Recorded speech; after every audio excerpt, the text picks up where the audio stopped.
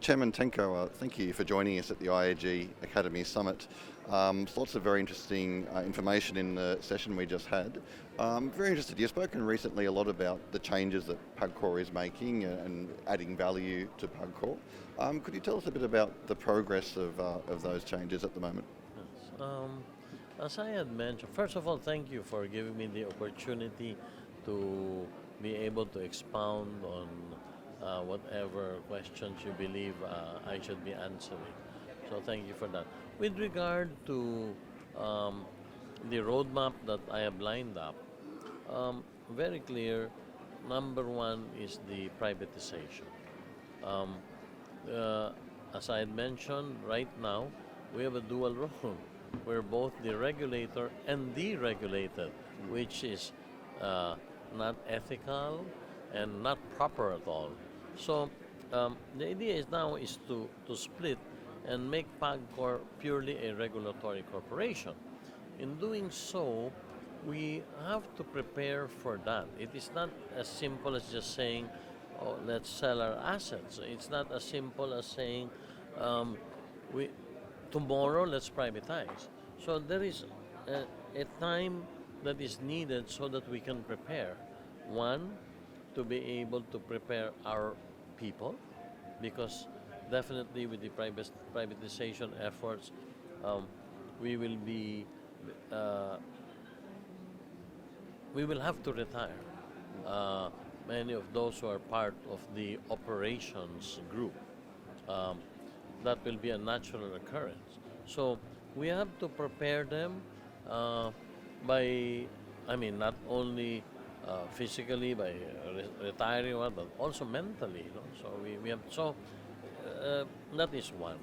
Number two, we need to enhance the value of what we will sell, because you do not just want anyone to just come in and make an offer for your property for such a small amount. So with that in mind, we are now upgrading our IT infrastructure, which is very important in any casino operations. I believe by the first half of next year, we will already be able to implement. So we're in the process of procurement already at this stage. Two, we will be delivering to the different properties more or less 3,500 new slot machines that are new and that have popular games that customers are really looking forward to having. Three, so we will have, and I believe we're about to finalize our agreements with the respective manufacturers. I want to make it clear that we are not purchasing them. It will be a revenue sharing scheme, so there is no cost to PAGCOR for that. Number three, we have to touch up our properties.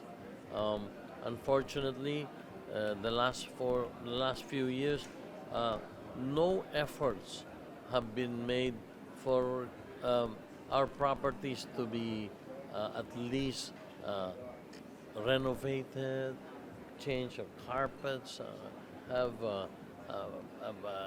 another paint, another of paint all over and cleaning up. So we're doing that. So these are the efforts that I believe will enhance the value of all our properties as we move towards privatization.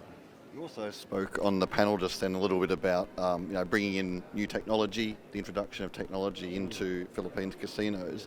What sort of technologies do you see being introduced? Well, we will be using now, by next year, I believe, we will be using now cameras that have facial recognition.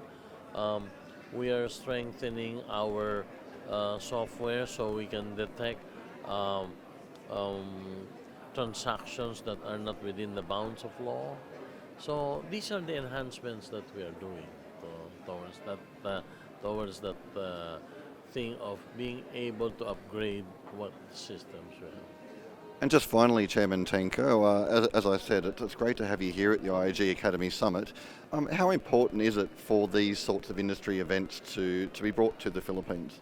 Well, I believe and I laud the organizers of these events because in this type of events, you get to know more about the jurisdictions, regulatory who are in charge of whether it's Cambodia, the Philippines, or other jurisdictions. So this for me is a different kind of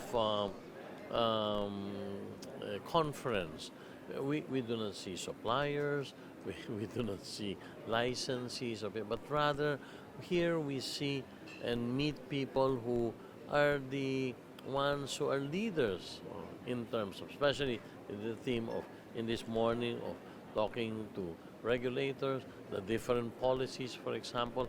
I believe that by giving us the opportunity to explain where we want to be, it makes everything more transparent, and it encourages possible investors to seriously consider to invest in the Philippines, in the gaming industry in the Philippines. So I laud the organizers because I believe that this is a very good way for us to be able to explain our roadmap and where we are today to be able to get to that.